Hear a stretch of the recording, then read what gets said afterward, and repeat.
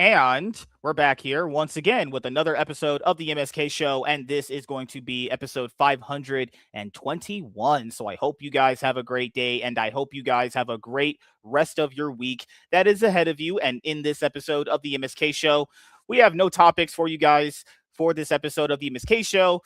And it's just going to be two black guys just sitting around shooting the shit, talking about pretty much everything in between: women, sex, relationship, movies, anime, TV, could be anything. That's why they call me the top G Riz Master, right, J Heat? No one calls you that. I thought you were on my side. God damn.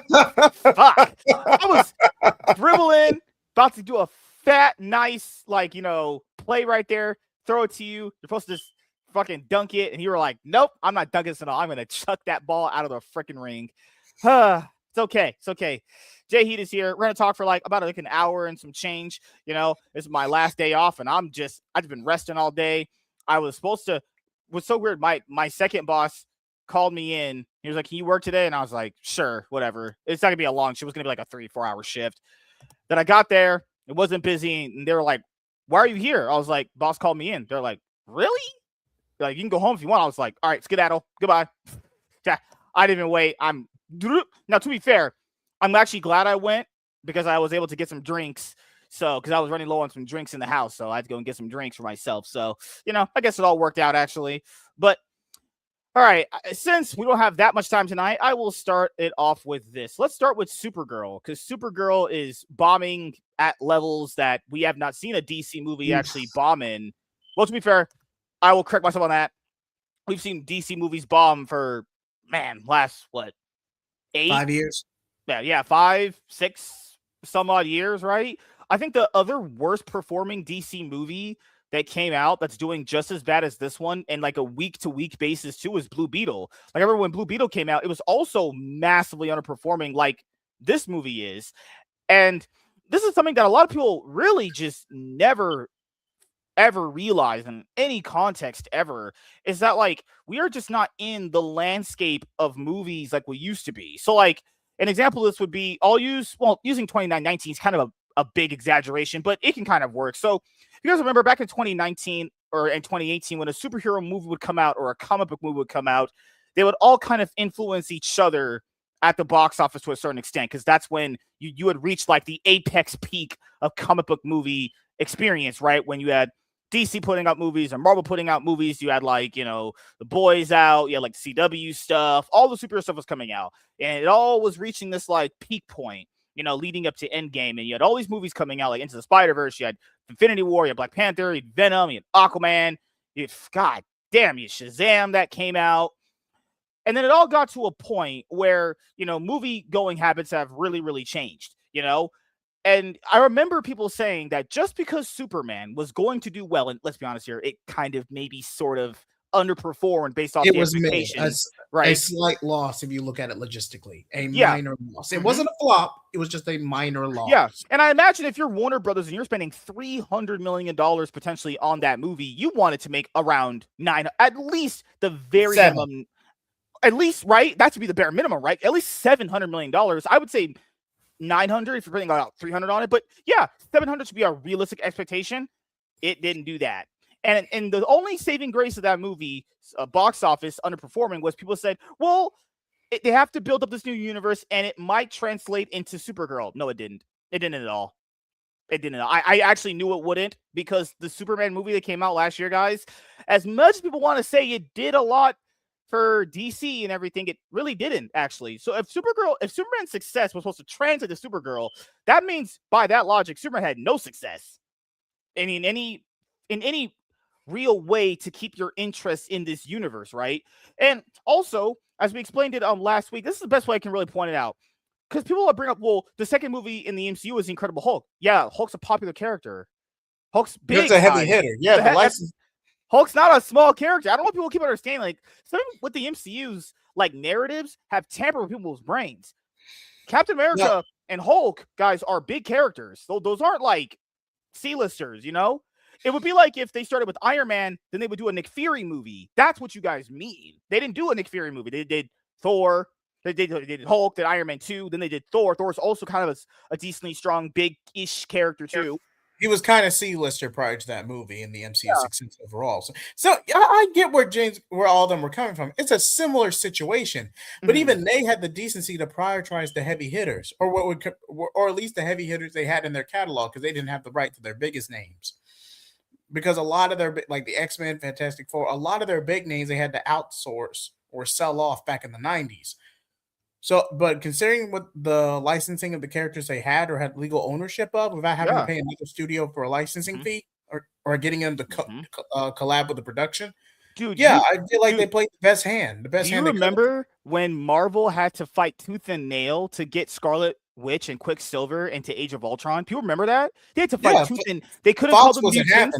Yeah, they couldn't call them mutants. They had to not refer to them as Magneto's kids. A bunch of other stipulations you had to go through. And this is something that you brought up and I brought up. And I think the last time we were on with Nate is when people say, well, they started off with their lesser known characters. Hulk, lesser known, is so stupid of a narrative. But sure, let's just say Hulk's not as known, right?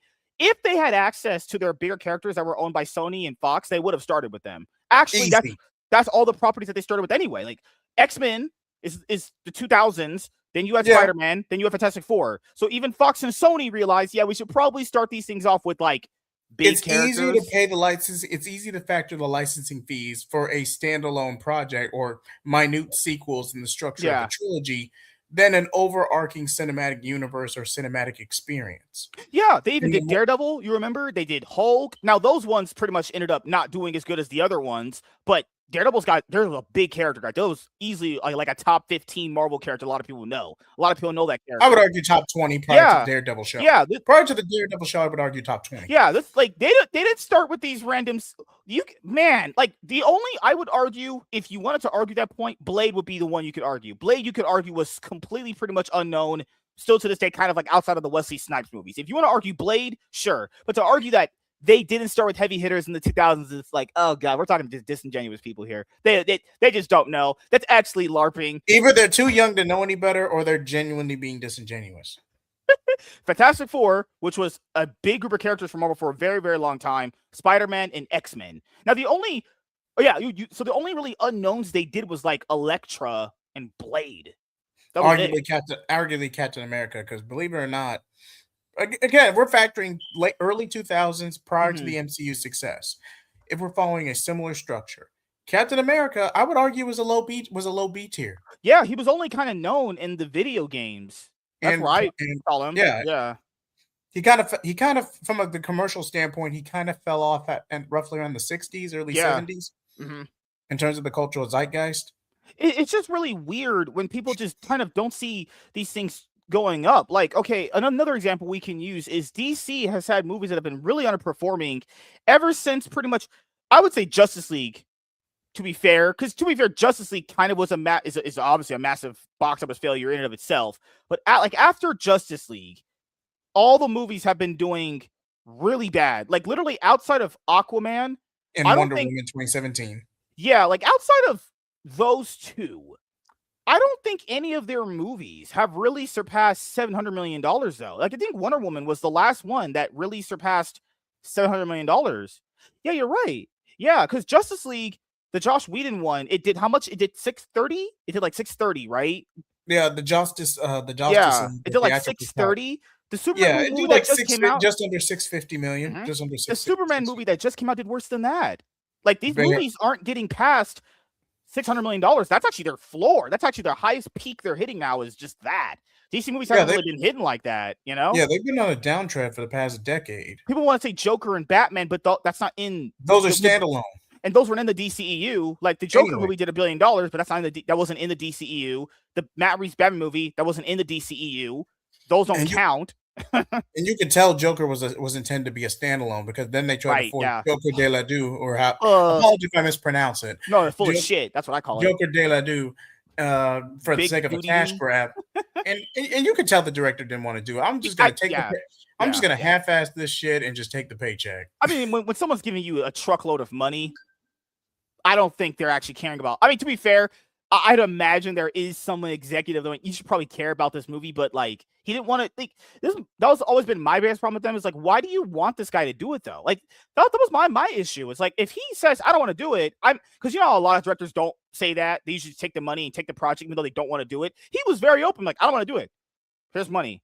I don't want to do it. But that proves everyone's got a price, though. Everyone just has a price at some point. Now, if you're giving me millions of dollars, I would do the best I can, but I'm not going to half-ass and sabotage it. I mean, yeah. If it sucks, it sucks, but I'm not going to go out of my way to sabotage it in the marketing. I will respect him to a certain. He did tell them no, and they just didn't listen. So at that point, they kind of get what they deserve. But fuck. But no, I remember you were talking on Twitter about Supergirl too, and it's also another thing too, where interest is a very big thing everyone is competing for. Like everyone is competing for everyone's interest in their products now at a way bigger rate than it was, years ago. Like years ago, interest was kind of in everything because like the numbers would kind of reflect that. And then now you have this point where interest is so hard to come through in most of these cases. Like, I'll be honest here. I use it with the MCU a lot too. Could it be that people just aren't interested in this take on DC? Could be just that. Or was Supergirl the wrong character to do? Checks notes. The second movie in. I think people would be okay with a Supergirl movie if you did it later on, down the road. Like, I don't know, 10th movie in, 15th movie in. Sure, why not? Take swings at that point. Because in the original slate, in the original announcement, I mean, it was going to be the tail end of the chapter. As it should be. Yeah. Right before Justice League. What's up, Jared? How you doing, man? You still, I'm not doing this. I have sex with women, Jared. As you know, I am a sex god, as they say. Hi, Cameron. How you doing, man? Because it's, and you know what's crazy is, I know a lot of people are going to bring this up because the MCU does it a lot with their post-credit scenes. Well, someone's going to say, well, they teased Thor at the end of Iron Man 2 and all these other things. Well, let's be honest here, guys. Certain trends are not there anymore. Like, and also that Supergirl, when she appeared in that movie, she didn't leave a good first impression on people. She comes in drunk, probably got ran through by black guys, and called Superman a bitch. I don't think that's the best first impression for Supergirl. I just don't. Well, let's actually break that. Let's actually break that down because if we bomb on it, we're just chasing the trend. But let's actually look at this. You took what's essentially True Grit in space and turned it into a party girl slowly but surely getting her shit together for 2 hours. Yes. If I wanted to watch glorified intervention, I just binge Arrested Development and call it a day.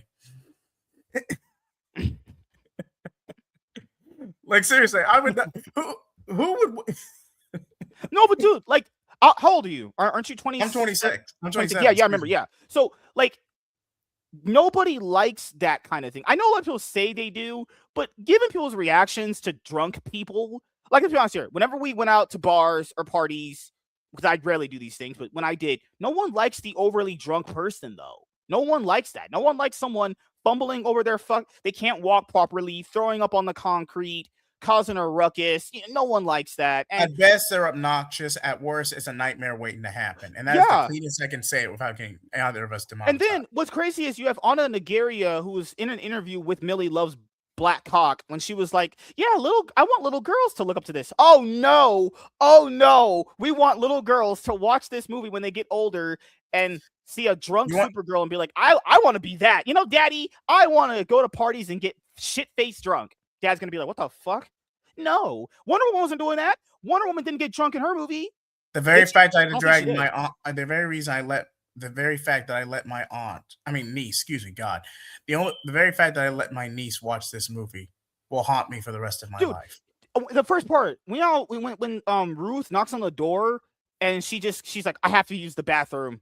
You could just smell the hairy vagina coming out of her. It's just disgusting. Not even that. It's just the whole movie is toned down. But like that looks disgusting from a girl to do that. Like guys, everyone knows guys do that. They're a little messy like that. But to see a girl doing it, it's like, bro, other girls don't want to see other girls doing that. She's just urinating. You just hear her just urinating in the toilet. Like, ugh. In my defense, Milk Toast, it was her birthday, and I got her, and she grew, and she saw the Justice League cartoon. Yeah, and I'm someone. It came from a good place. I had a good intention. It's one of those things that I like to mention to people. It's like, when They were a lot during the marketing tour because I know you were watching some of it too. You know how they kept reinforcing this thing of like women are. It's okay for women to be messy too. No one likes that, guys. I'm sorry. That From a looks. commercial standpoint, nobody wants to see that. Yeah, I don't want to see I that. hate I to don't be want to look at crass, but that. it's true. Mm-mm. Ain't nobody trying to see some drunk girl throwing up, sucking cock in a movie. Luckily, we didn't see her do that. We should have. Whatever, But I don't. We don't always get what we want, obviously. But no, it's no one wants to see drunk throwing up on the ground Supergirl. And even though it's not just that, in the movie, itself, her performance was actually pretty bad. I actually disagree with people when they say she did a good job in the movie. I don't think she did a good job at all. I felt her performance was so flat to me. She couldn't emote any emotion. I didn't believe she was Supergirl for a second. Like, Given what she's given, compared to how she carries herself in House of the Dragon to this, it's night and day. And you know what's crazy? When she was like trying to cry, I was about to just sort of burst into tears. This she couldn't give any emotion. Who's trying with this girl? And keep in mind, she can only do the best she can. I understand it, but it's one of those like I just don't like her performance at all. I didn't really like anyone's performance in the movie other than like Jason Momoa's as Lobo, and even that was already set up weird. It's like I'll never forget watching that movie. Lobo's first appearance should be something like super epic, right? Everyone's like fan casted that guy as Lobo for years. He should have been Lobo even in the other universe. They ever someone had got to that.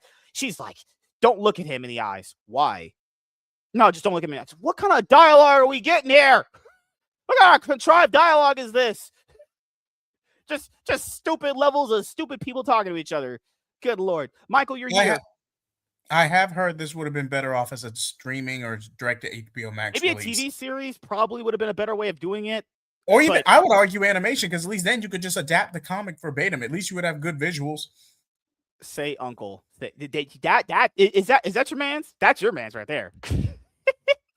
Oh God. I'm not saying that. Supergirl as a character is it messy? Quit writing it. Like, some characters get drunk. It's not really just that itself. Like I imagine, we've watched media where certain characters have gotten drunk and fucked up, but it's not like you're leading with that. That's the leading thing. Is she just a person who can't handle her emotions very well and gets drunk and she just turns out like, am I supposed to feel anything for that?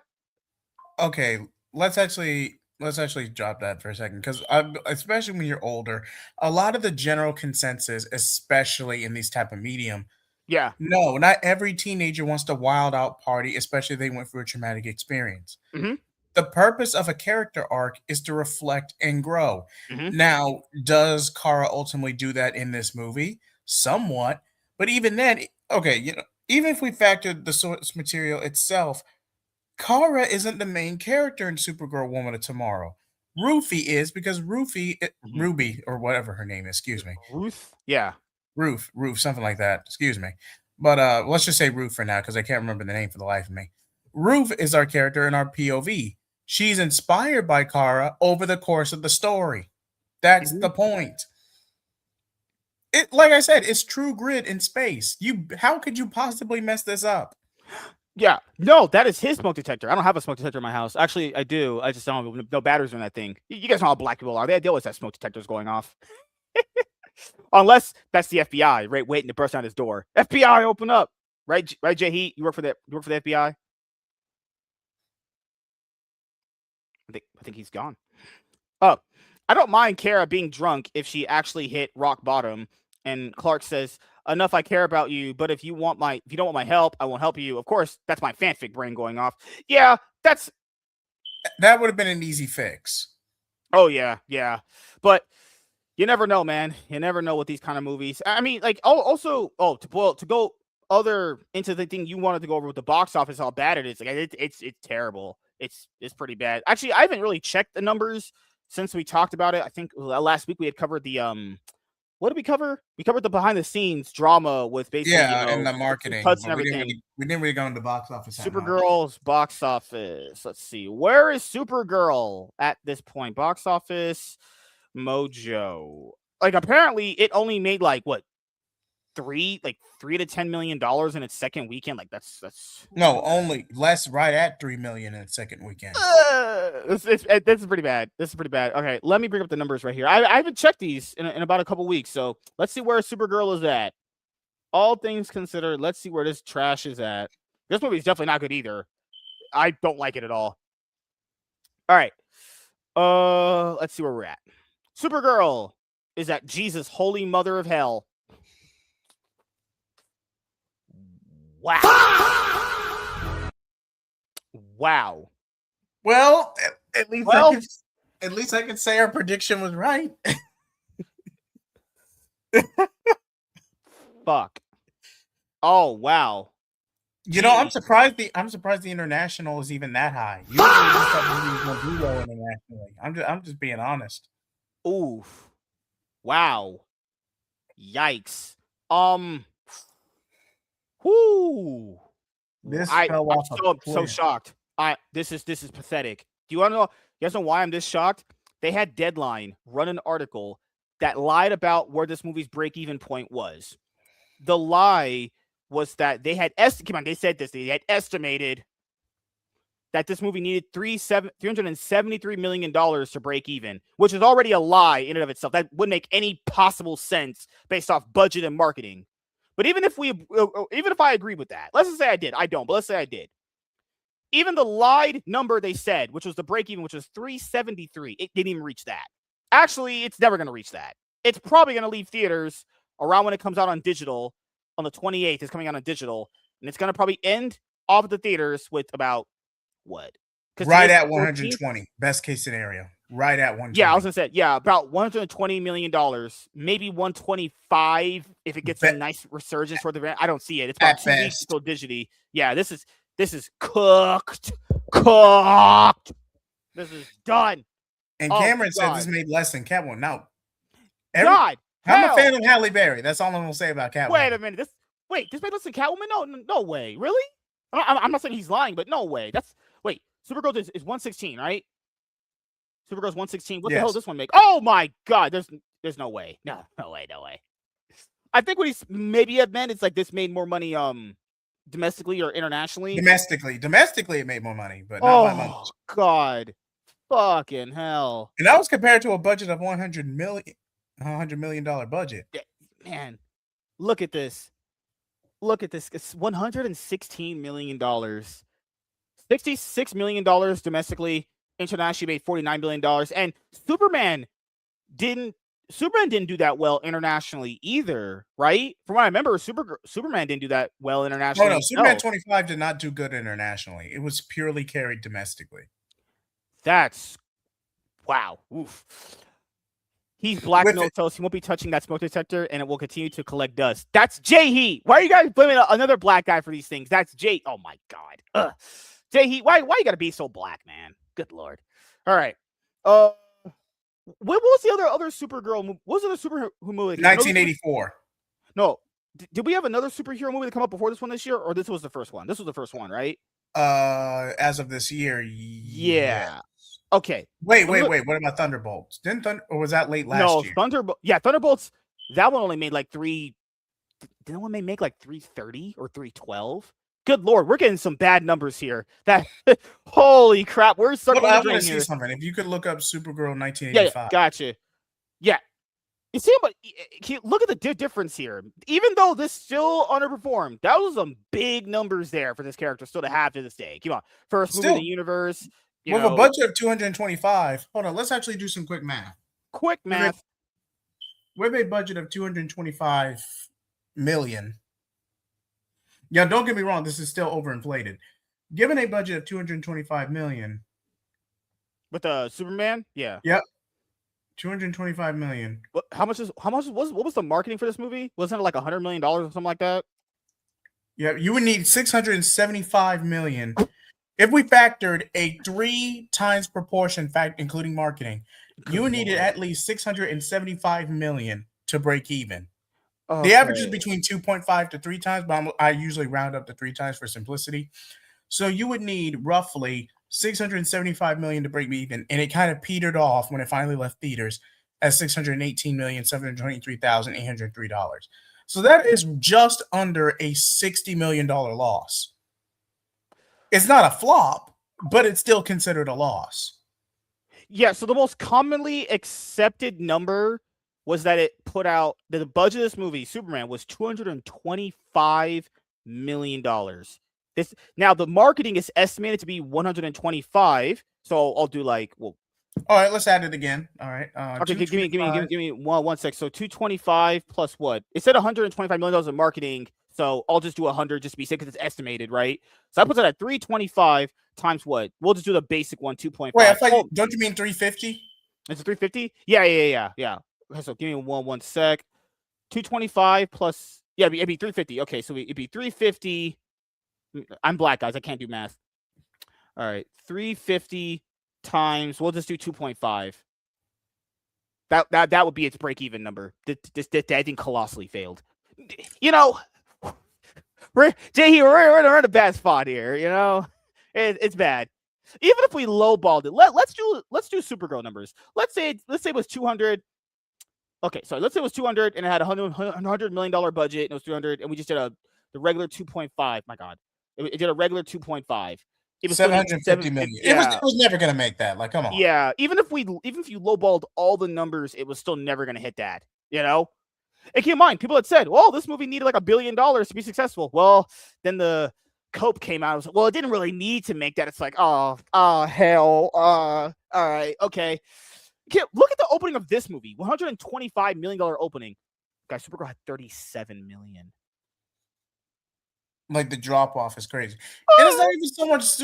Okay, like I said, if you had, I get it, you had to move some things up, especially with Matt Reeves allegedly behind the scenes, not wanting to play ball with the epic crime saga. I get you had to restructure some things, but moving Supergirl this far up was a bad idea. Like I could even see 1984. Let's actually look this up. Well. This didn't get an international. I remember, like, there were some movies. Oh, it never got an international release. This was purely domestic. Well, you did better than 84. Oh. You did better than 84. Fuck. Holy shit. Well, it could be worse than this. It can't. There's nothing. Nothing could be as worse as this. This is arguably the commercially worst rated movie of all time. Oh.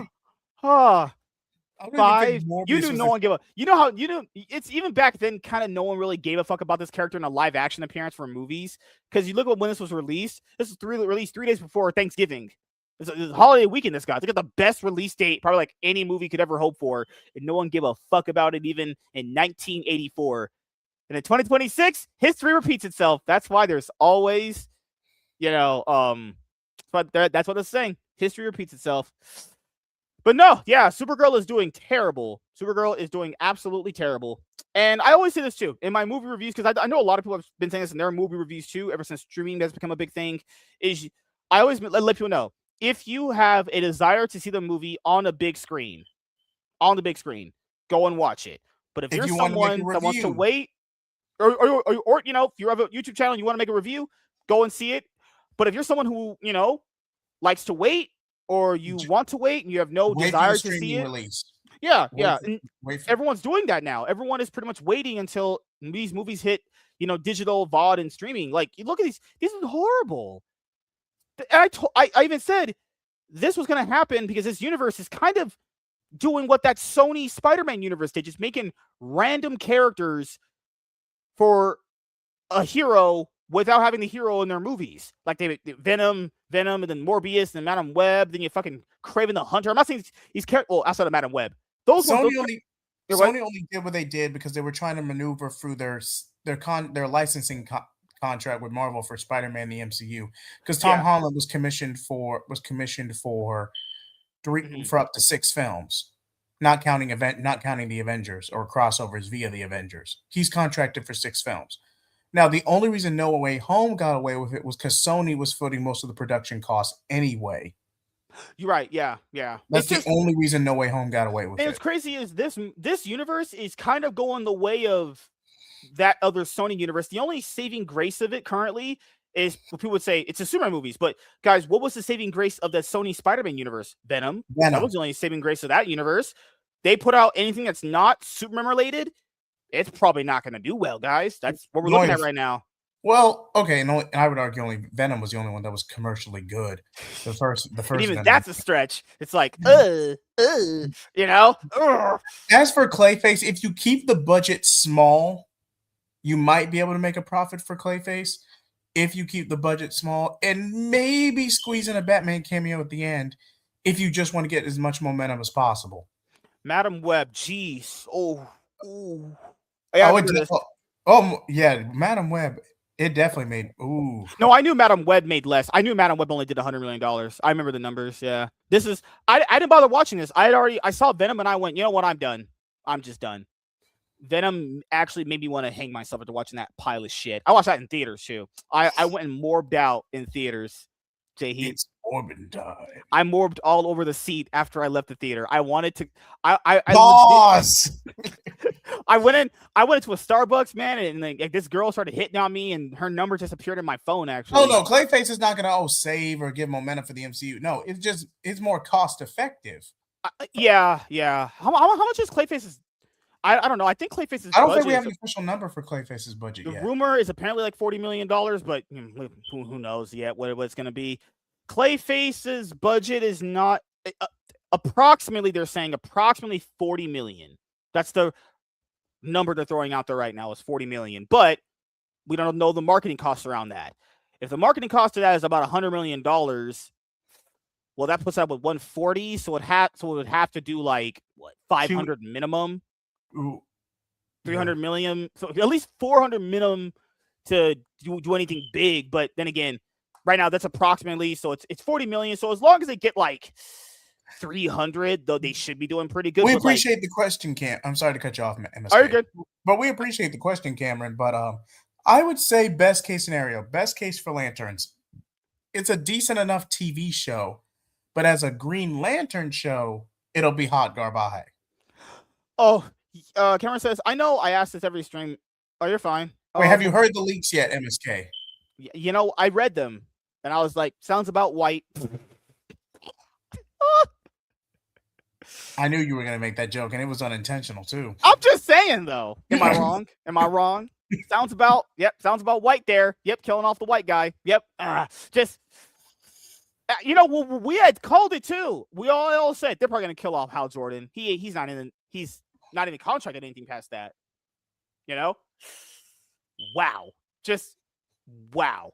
Good job, James. You're really sticking it to us. Yeah, we're not going to go too much about it because let's just say WBD is not happy right now. Yeah. I will say this. Did you guys have hope for this at all? Did you guys at any point thought this was going to be good? I didn't. I watched the trailer of that show, and I went, nope. Just nope. Not even close. Nope. Not at all. Why? It's like, why? It's like they purposefully want to fuck with me. It's just that's what they do with us, guys. It's like you go up to your wife and you're like, hey, I just want you to blow me. And she's like, you want me to tickle your toes? You're just like, what? How did you get that from what I just told you? You know? Or it's like any example you could have used. Okay, it's like in Family Guy. You remember when Quagmire sits down and he says that retarded shit to Peter, and he's like, "Who the fuck starts a conversation off like that? I just sat down." Oh God! But let's be honest here, dude. Were any of you guys expecting that show to be good? Like, come on. We all know this universe is kind of quietly circling the drain, and no, it's what I see is I don't know what's gonna happen. I don't know what's gonna happen with the future. I'm not even going to predict for the future. Well, I can't. I'm a genius, actually. But I will say the only movies in this universe that are going to make money is Superman movies. And making profit probably isn't going to be there, really, unless they lie about it. Or they kind of say it in a word where it's like underperformed, as they always say, which is losing money anyway. But sure, I guess. But only Superman movies will probably do very well. And yeah, that's where we're at now. No Batman. This universe has less Batman in it than the DC EU. That's saying something. That's pretty sad. This Wonder Woman had more appearances in that other universe than this one. There's no Wonder Woman. There's no Batman. You know, our Robin and our Robins, guys, it's going to be a claymation puppet movie. These people are so poor they can't afford actors. Oh, our Robin movies it's going to be like the Muppets. Oh, Oh, Pretty sure that's standalone, but I appreciate the beat. I appreciate the punchline. oh, dude, they're so poor they can't afford actors. Now we're getting, yikes. You're just in a room. Okay, let's do something for Robin. Okay, we haven't did anything with Robin since Batman and Robin. Okay, give me ideas. Get a board. Puppets. What? You're just like, what? But they went, nope, good enough. Sign off on it. Here's a budget. Why? Why? Puppets.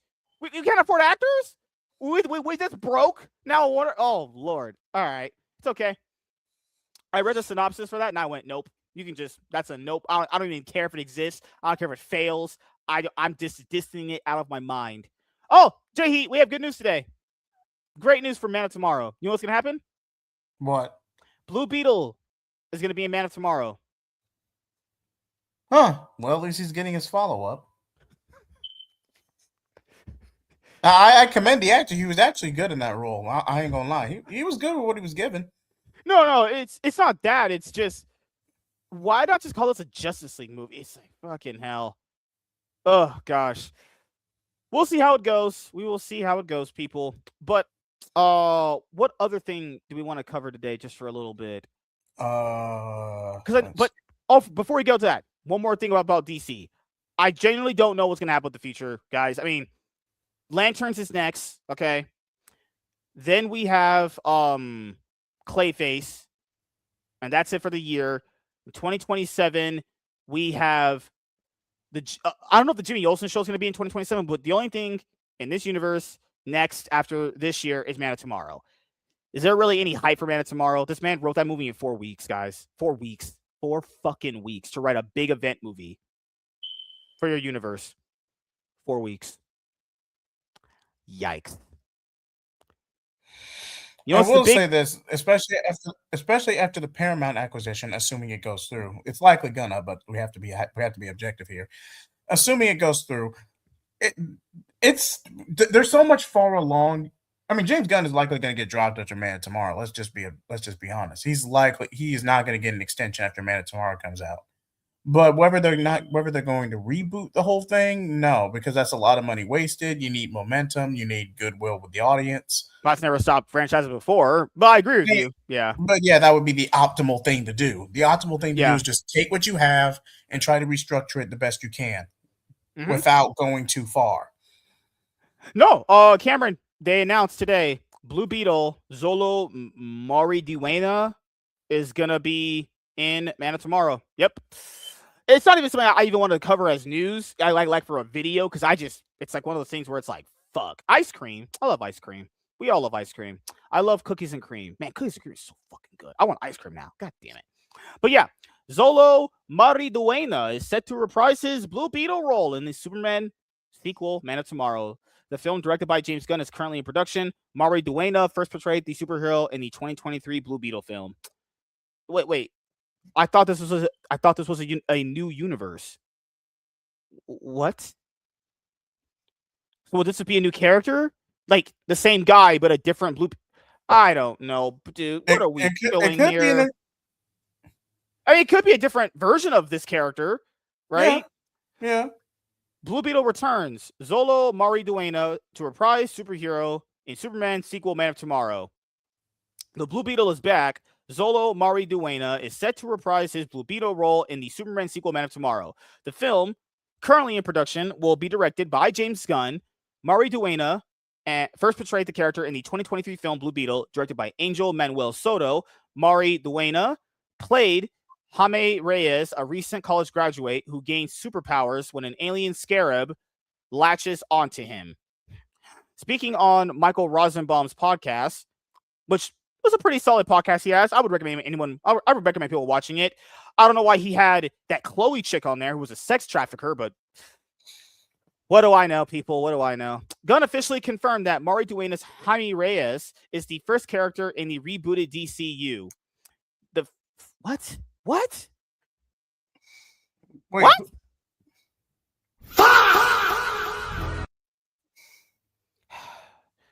All right. What? The first DCU character for sure. This came out in the previous universe. And the first full DCU movie is Super. What? They never officially confirmed Blue Beetle was in a DCU. It was really standalone for the longest time. So is Blue Beetle technically their first movie then? They might try to repurpose it as such. What? All right, I guess. James. Yeah, you're right. The first DCU character for sure, Blue Beetle, and the first full DCU movie is Superman, he said when Blue Beetle released. It's a historic role as Blue Beetle was the first Latino superhero to lead a standalone film in the DC universe. The only thing that is on my mind right now is just the fact that he's Latino. Oh my god. Oh my god. What the fuck is this guy smoking?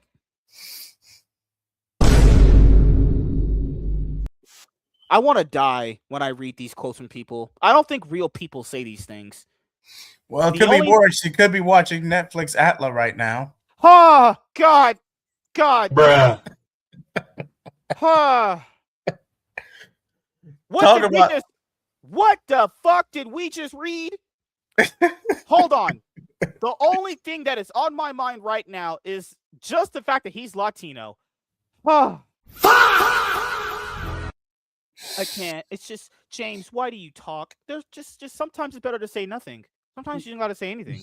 Sometimes ignorance is bliss. Sometimes you could do more with saying nothing. What the fuck?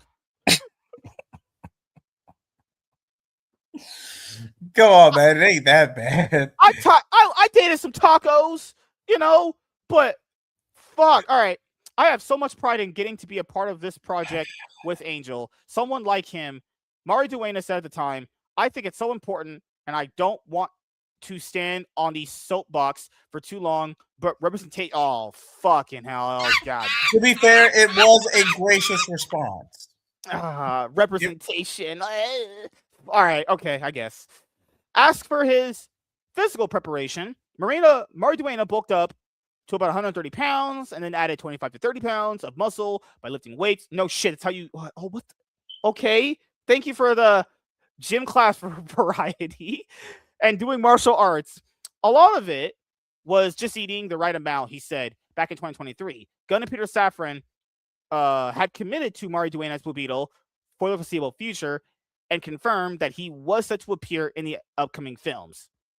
While I was impressed by his ability with both the comedic and the emotional material, Safran told Variety, he has all the skills.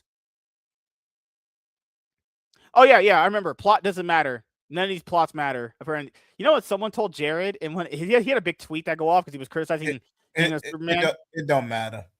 Yeah, bro just said plot doesn't matter. Why do they hire writers then? Even you know where that reference is from. I mean, I would say any Fast and Furious movie ever, honestly. But what a waste. The poor children. Safran explained that the role called for a deftness in unbelievably funny physical comedy, as Jaime learns how to navigate his new superpowers as well as the depth and gravitas since the character was driven by a desire to save his family. Mari Duenas nailed both. It's just very evident that this is a star-making performance, Safran added. Mari Duenas was thrilled at the prospect of continuing in the DCU, regardless if we get 20 movies or if it's just this one. I am truly fulfilled, he said. Yeah, go eat some burritos then. If we get to do another one, I'm so ready. And shit, I'll put another 20 pounds and get even bigger. Well, I guess at least he's committed to failures. As previously announced, David Cornsweet will be returning as Superman and Man of Tomorrow. I hope he would. I hope Superman is going to be in a Superman sequel, written and directed by James Gunn. In the sequel, Superman is forced to team up with his adversary Lex Luthor as they work to defeat an even bigger threat, the super intelligent antagonist Brainiac. Man of Tomorrow is due in theaters on July 9th, 2027. But earlier, I misspoke. That wasn't James Gunn. That was the director of Blue Beetle that said that Latino thing earlier. But, I mean, are any of you guys super hyped for Man of Tomorrow, though? You hyped for Man of Tomorrow, dude? Any of you guys in the chat care for this? You're like, you can't really, well, let me not say that, but you can't really mess this up because it is as basic as they come. Two mortal enemies banding together for a bigger threat. If you just kept this strictly, the worst thing you could do with a movie like this is try to make it an ensemble. But I get the desperation why to make an ensemble. Oh, apparently the Wonder Woman's rumor is Wonder Woman's going to be first introduced in this movie. It's that one lady that her name Wait, I thought that was Maxima. is that her name? It's that one Indian looking chick. She looks Indian, or maybe she's Mexican, but her name keeps popping up to be Wonder Woman. Oh, I know who you're talking about, but I can't remember the name. I can't remember her name. Yeah, Wonder Woman might be in this. Might as well throw Batman in this too. Why can't Batman be in this? Oh wait, he won't be. He won't be at all. Because if you do, this might as well be a Justice League movie. It's like, what are we doing? Also, wait a minute. If Blue Beetle is the first movie in this universe, that also flopped just as bad as Supergirl did.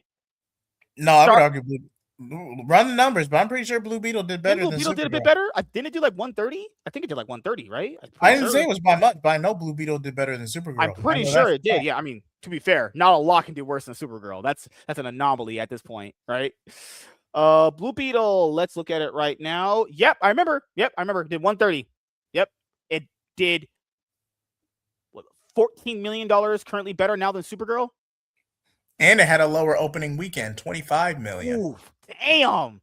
Just this, man, Warner Bros. And DC taking L's. Name a more iconic duo than that. Are they going to address the cliffhanger that Blue Beetle ended on? I didn't watch the movie, so, who knows what happened in there. Maybe they ended the cliffhanger off with Ice coming in there. Where are my white people at? WZ, you're alive. Not really, especially with the Justice game, Man of Tomorrow, and now Homie being in this.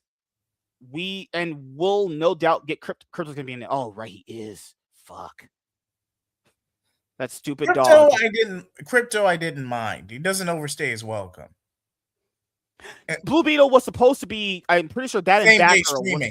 Yeah, it was same day streaming. Mm-hmm. Similar to 1984, and I think one other film was same day streaming. Mm-hmm. No.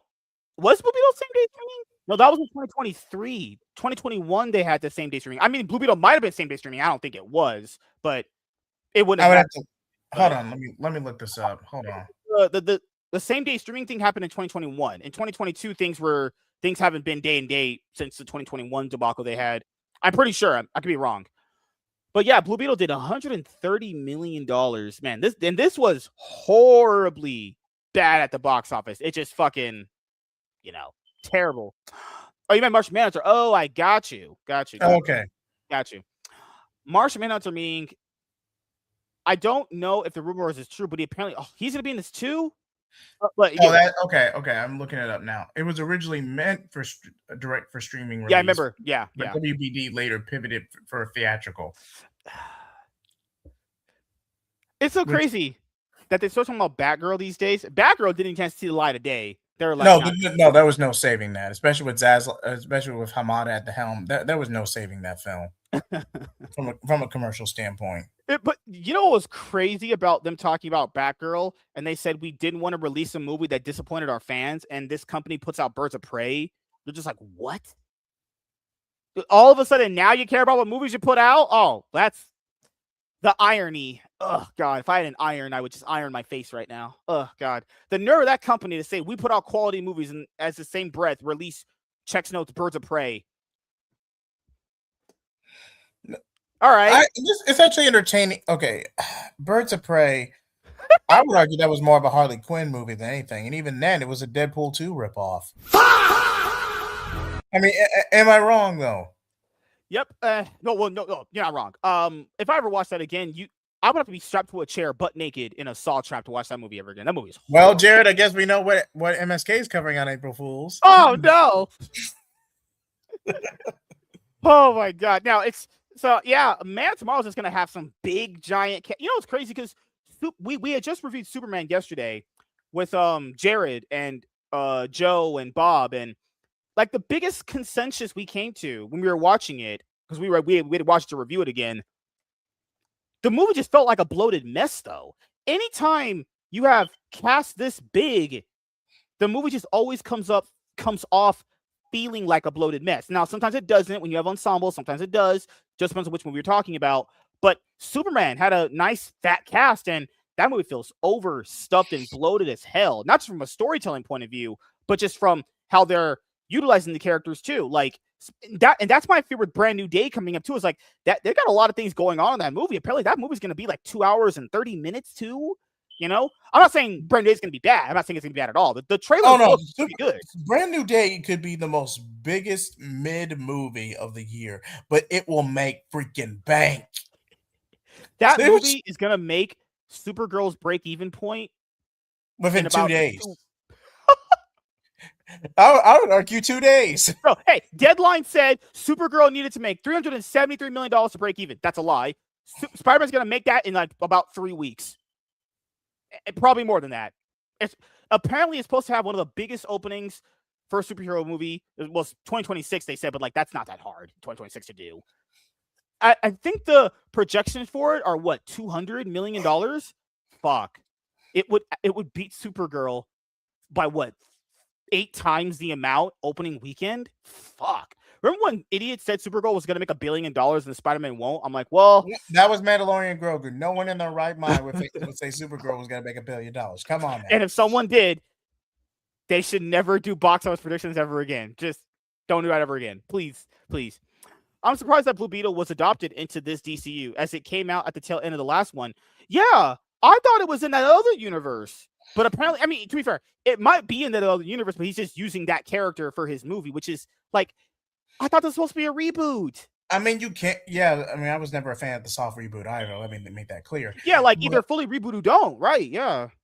I get if say John Cena with Peacemaker, for example, was still. I mean, because these projects are still contracted, but just have them be standalone. Let them finish their story with no baggage, and just let it be the end of it.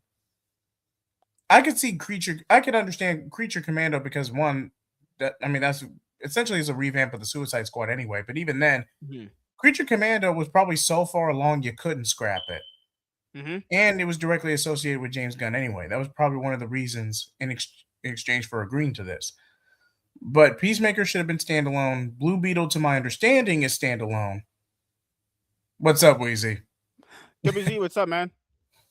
This girl said, ask your wife if you can follow me first. What the fuck? Wait, what? You sure that's not a bot?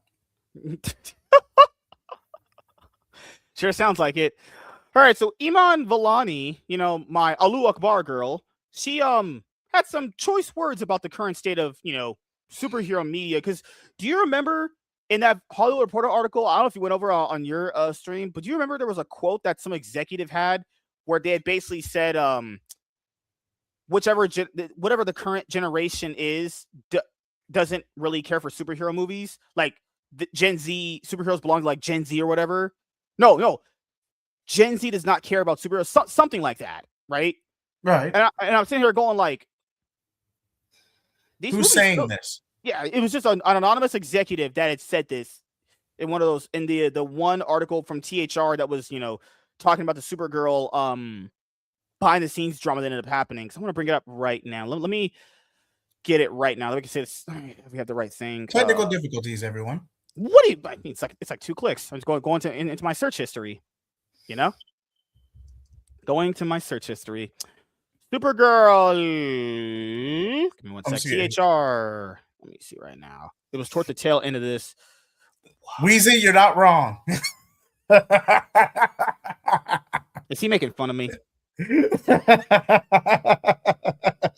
Give me one sec. It's in here somewhere. It's in here somewhere. Fucking hell. Some point. Give me one sec. Everyone. Biggest looming threat. Right here. Yeah. Gen Z does not care about superhero movies. Noted one studio head. That genre belongs to millennials. Hello. Oh, wait. Hello. Nah, I ain't gonna do the bid, but this screams out of touch. Because no one is commercially saying this. No. I would argue millennials is the bigger appeal for superhero movies because we grew up with some good ass shows and movies. I would argue, yes, that is the most base demographic, but I would not say that no one cares anymore.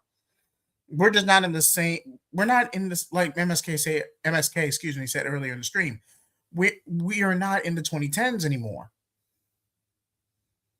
And that is a new reality. And even then, you kind of squandered Marvel, especially squandered the well anyway, because phases. I would argue both phases 4 and 5 have just been mid. Well, they've just been not good. Like it's like here. Actually, I don't think you were here when I did this experiment because you've watched all the movies and the shows, right? Yeah, I'm caught off for the most part. We're gonna keep a this is how you know it's bad. Okay. I'm gonna do this right now for you. Before we go over her stuff, this is gonna be really quick. All right. I'm gonna go over this for you. And you're gonna get a number tally. Keep in mind, nothing bad's gonna happen. I'm just gonna gauge how your mind works, about how you consume this stuff. The last time you said that you made Hood, you made us watch Hood Fairly Odd Parents compilation. To be fair, that was funny as fuck, and I loved it. Everyone loved it. All right, let's start with phase 4. Okay, your 1 point is going to be added if you say you liked it. If not, there's no points added. Okay, we're going to start with the movies. Okay, Black Widow.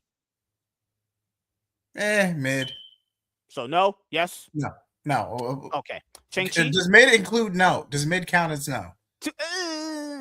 It depends. At that point, I'll let you decide if you want to end in there. Okay, for now, half point for mid. Half point for mid. Okay, we'll keep it as a check. Okay. Shang-Chi. Who? Shang-Chi. Did you like the Shang-Chi movie? Oh, I thought that was a generic karate movie.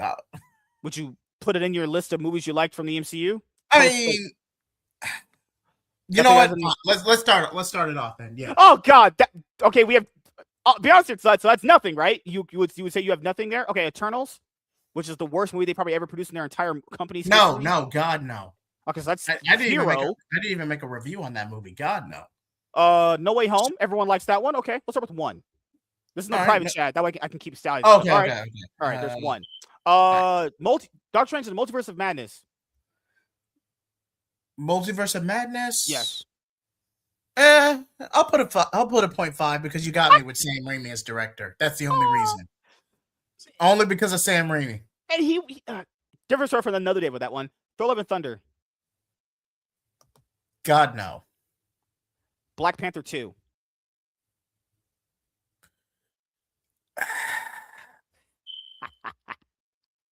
All right, I want to be respectful to Chadwick Boseman and his family. I want to be respectful, but I cannot say I would rewatch Black Panther.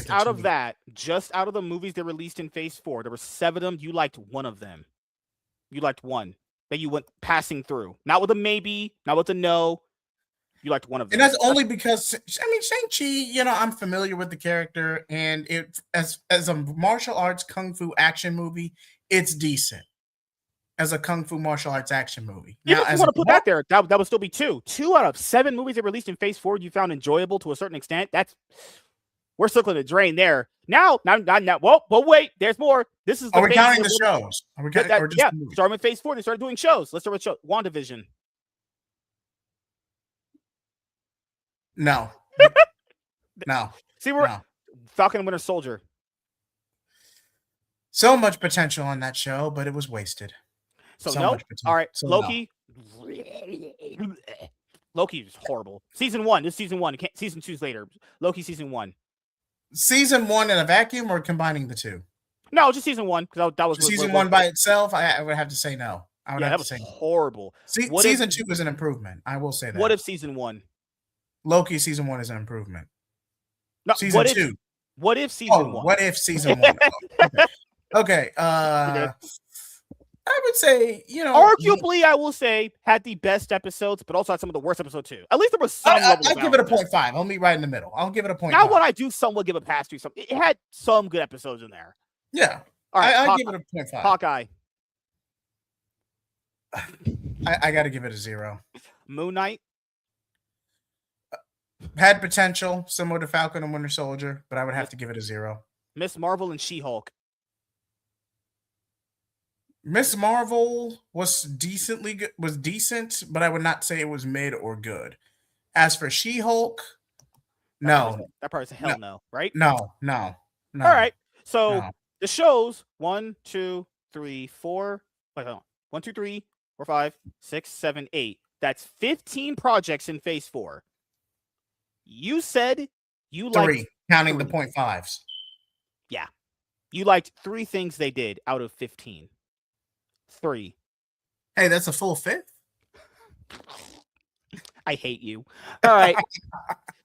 When people say it's not just you. When people say the MCU is mid, I ask them this all the time. Let's rank the stuff you liked post Endgame. I'm not saying everything before Endgame was all beautiful and great, right? But dude, the highest person someone has a number was 9, and that's counting every other thing after that too. There's more things in that too, which were just complete bombs. But she had said, Eman Vellani, on the statement that Gen Z doesn't care about superhero movies. Quote, I don't agree that Gen Z has stopped caring about superheroes. Maybe they've just stopped feeling obligated to show up. I can understand that though. And I've been saying this too. This is kind of not the hot new girl coming to the school anymore. Everyone's kind of seen a good amount of superhero stuff from at least the 2010s till now, not including the CW shows, the Amazon stuff, all that, all now, the Netflix Marvel stuff with the new Marvel stuff. That's a lot of superhero stuff, right? And the movies are a bit different because, they were like somewhat like events like they used to be. And once you kind of do it every once in a while, you're like, oh, okay. But now it doesn't really feel as special anymore because you did it like 1,000 times, I'm just saying that's how every genre ends up going. A lot of people show up initially, then it kind of just starts teetering off because, well, that's kind of how these things go. That's called the honeymoon phase for a reason. Our generation has grown up with an abundance of superhero stories, so perhaps the novelty has worn off, which is natural. I've said the same thing too. It's not that everything is, well, most things are bad. I will say that. But just your mind is not going to it's just the overall atmosphere of everything. Like every genre has gone through this. Like horror has gone through some recent new renaissance recently. Every Obsession, for example, an right? indie film with a moderate budget, but surprising. I think it was 750,000, something like that. Yes, yeah, you're right. But please look that up when you get a chance. But Obsession is making bank. I mean, compared to its budget, it is making bank. Yeah, it's crazy because I tell people this. Every genre goes through this. This is not something foreign to superheroes or the comic book movie genre. At some point, people were going to fall off of it, not just for the quality of the movies, which would definitely have an impact. I'm saying that I'm not that saying, would speed up. If anything, that sped up the process. Thor: Love and Thunder, if that's supposed to get me to watch super movies, I'd probably hang myself still. But the fact that Kristen Bale was wasted on a god awful script should be considered a war crime. I'm just saying, people, this is not the new hottest thing anymore, and that's going to happen though, because you have a bunch of people that check things out when they're the newest hottest thing, and then when that novelty wears off, they just kind of go by. And people keep saying it's superhero movie fatigue, and it's like it's not just that. This is a natural thing that happens, and people natural progression. You have the rise, you have the trend, you have the peak. And then you have the slow descend until back into media. Yeah, and then you just are left with just the fans that are going to be for lifers in it. And then you kind of see like how many for lifers you have in this stuff. And it's getting to a point where it's getting kind of low. The bar is higher now, is it? Oh, fuck. Yeah, checks notes. Captain America Brave New World. Higher bar here. Brave New World, Eternals, Thor: Love and Thunder, She-Hulk, Moon Knight, Birds of Prey. There's no higher bar here at all with this stuff. This Supergirl, higher bar now? Really? No, E-Man, you're smoking crack, but we're looking for stories that feel. E-Man was surprisingly good, not gonna lie. I will watch that. I kind of feel bad that one bombed. Because that movie was surprisingly good. I heard you and Jared liked it. I like He-Man too. I didn't have a chance to watch it in theaters when it was dropping, but I will watch it when it comes out on streaming. I do like He-Man a lot. The bar is higher now. We're looking for stories that feel specific and emotional, especially in the age of AI. What the fuck? Because of the writer's strike, that's why they reference that. I got you. Got you. We honestly want we want honesty from our storytellers. We want our intelligence respected. Okay. That's fair. That's a fair thing. If anything, I think Gen Z responds incredibly well to superheroes when they're treated as people first. The themes of grief, identity, legacy, belonging, they're timeless and will never age out. Every genre goes through cycles. I agree. Yes, I've been saying the same thing for years. Westerns did, musicals did, rom-coms did. So the answer isn't to abandon the genre, but to find new stories that only be told through this genre. At the end of the day, I think we just at the end of the day, I think we just want these films to evolve and grow alongside their audience. No. I agree with all of this. I agree with all of this, but this is also another thing that we should probably go over too. What are people going to be paying for? Because like rom-coms and musicals and westerns, people aren't really paying for those anymore. So those movies just kind of get thrown on streaming for fodder at this point. And I'm not saying that they're all bad movies because it's going to streaming. But what I'm saying they're is not strong enough to captivate a theatrical release. And I would argue theaters have been in a decline for the past, since the streamer boom in the 2010s anyway. I mean, look at Paramount, for example. Originally, that was going to be a Netflix deal, and that would have completely cut the middleman with theaters outside of like limited screenings for Oscar contention. And that would have, and we would have been way worse off from a society standpoint. Yeah. So if Zaslav was going to cut his losses and sell WBD off, Paramount was the lesser of the two evils. I will openly admit that. Yeah, because they were at least going to commit to releasing movies theatrically. It's one of these weird things people say now where it's like, well, Netflix would have been better. No. When we said it, we all said it. They're lying to you. They would not release these movies in theatrical. They're a streaming company. They're actually arguably anti-theater based off all their practices, right? They're pretty much just, no, we make movies. The head guy had said it. We make movies for streaming. We are a streaming company. Oh, it's fine. It's okay. It's fine. It was a Freudian slip, but he openly admitted it. Yeah, I remember that. That's Worf already said that. And keep in mind, that's their business. They made a lot of money doing it. I'm not arguing with that. That's what customers. No one's arguing the hustle. That's what the customers pay for. That's something wrong. But when they're saying things like, "No, we'll preserve it. We'll put," literally about a month and a half after, one of the people at their company quite literally said in an interview, "We weren't going to release the movies theatrically." I knew that. I knew they weren't going to do it. I knew they weren't going to do it. Why? They were just lying to get. They're just saying it because that's what sounds cool to say when they're all talking about this bullshit. Did you guys really think they would have put out this movie theatrically? I didn't.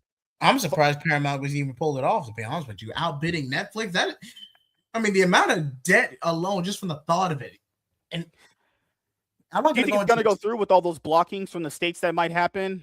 I heard about that, but the biggest argument there is like, oh, CNN might get phased out, and that's only because Paramount's part of CBS, and right, per commission, you can't have more than one news network in your slot. Yeah. You would have to outsource or outright buy out. Let's be honest here, ain't nobody gonna be missing CNN. If it's gone, well, you know what? All right, nice run you had.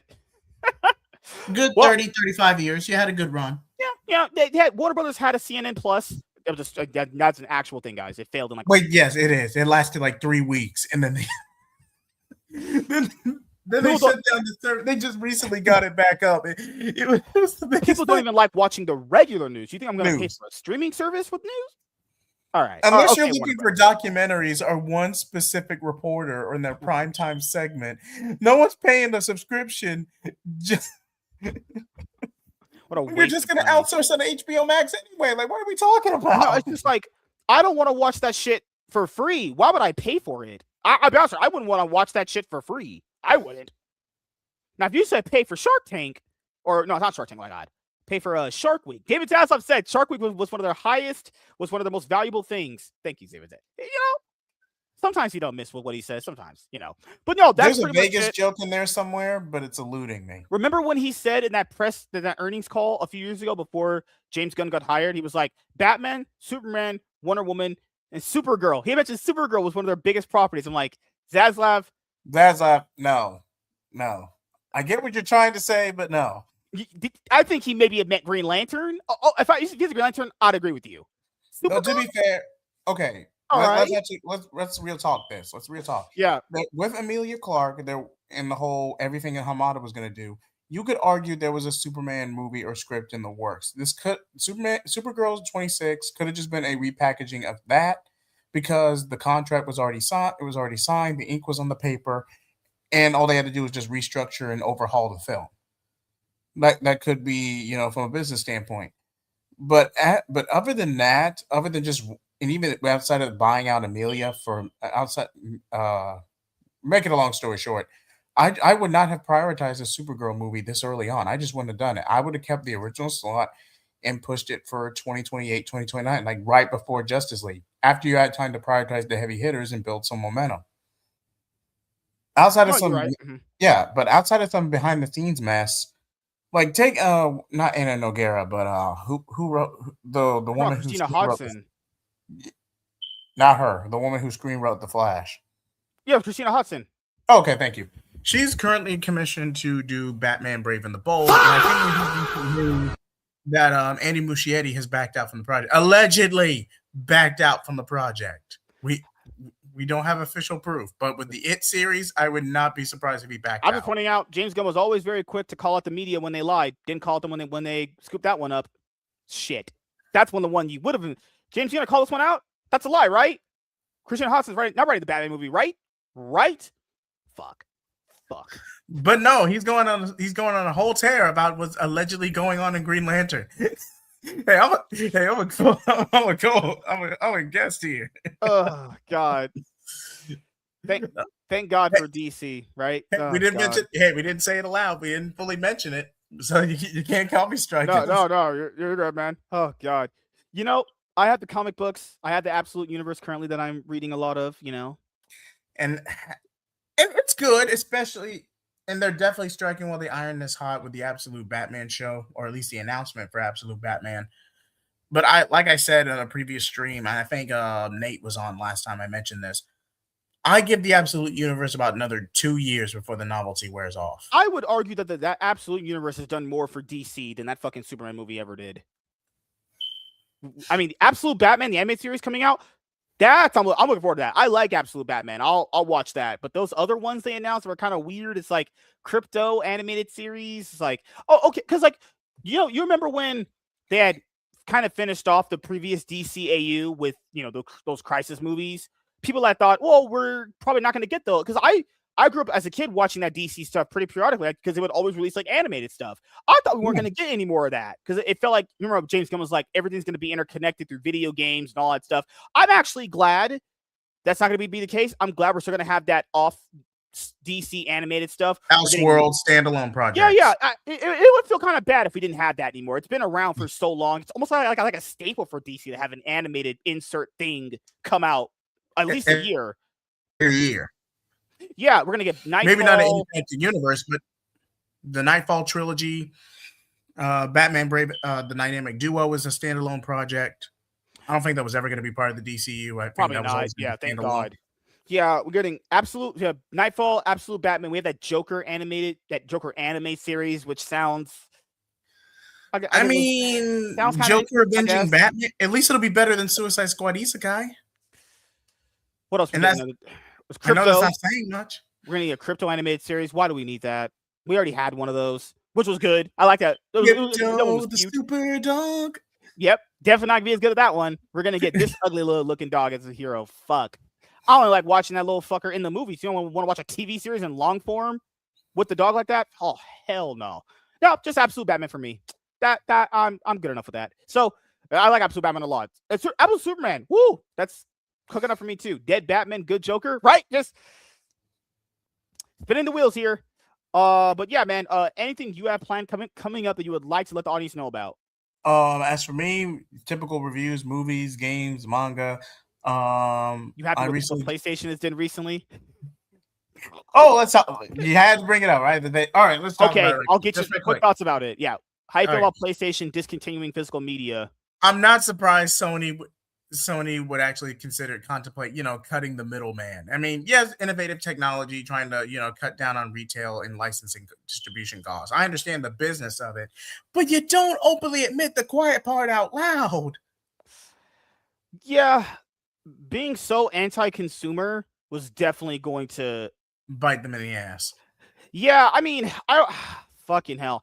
I actually think there is a good amount of money being made in physical media. There is. If you because I was watching a good amount of videos, a lot of them tied up the numbers pretty consistently. They be losing, not gonna lie, guys, they'd be losing billions of dollars on having it. I think they're willing to take that sacrifice if it means having full control over everything. They'll take that sacrifice. They will. Actually, when people keep saying digital sells more on the PS5, the PS5 disc version sold more than the digital version. The disc version sold every time. More. So if digital was doing as good as they said it was, why did the disc version do better then? Then what's an insult is they keep saying that physical media doesn't sell very well. Then in the next few days, they made a physical fighting stick.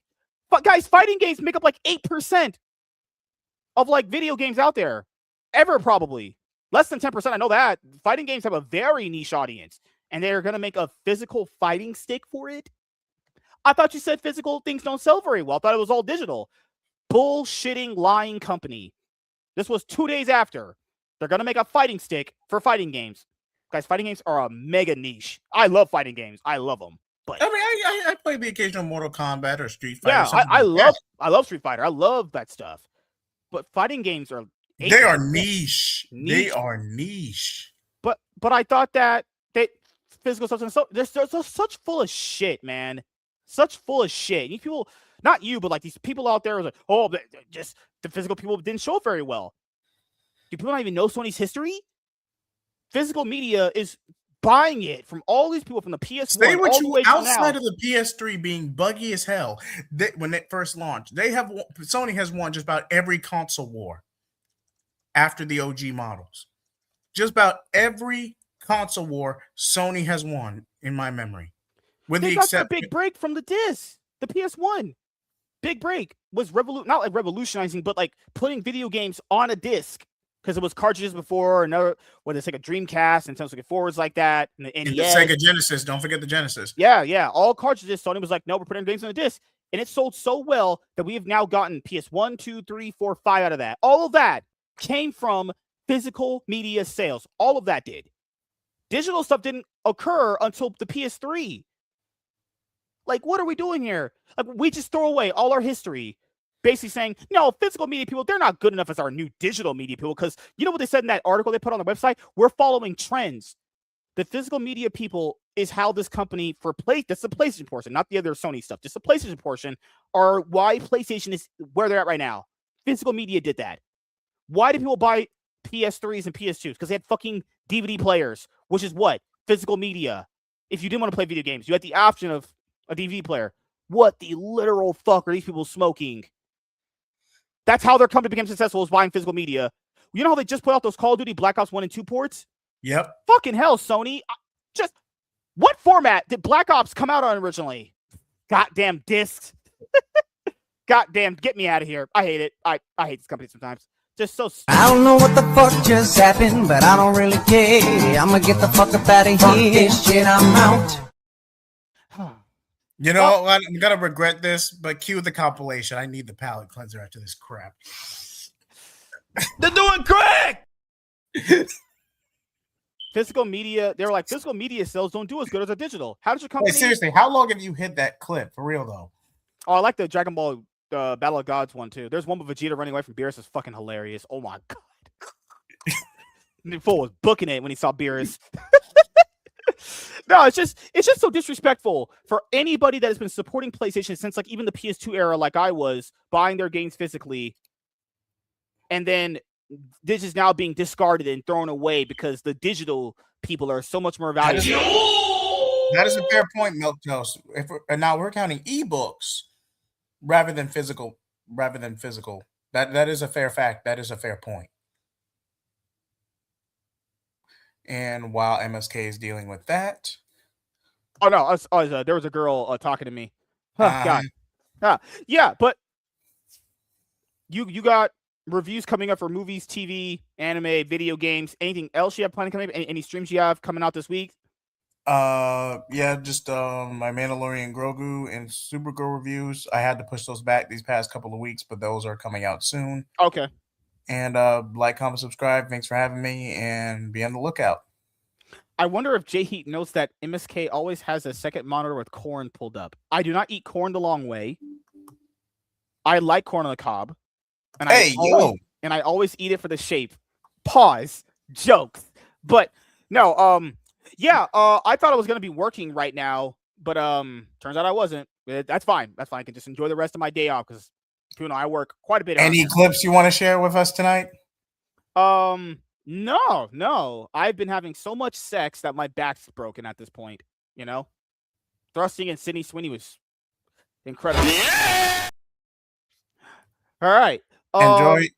Well, at least I get a break from cringe this episode. So no. But yeah, I got game podcasts and game streams coming up. This is probably the last MSK show episode for the week because Dingus is busy this week, so we'll be on for next week.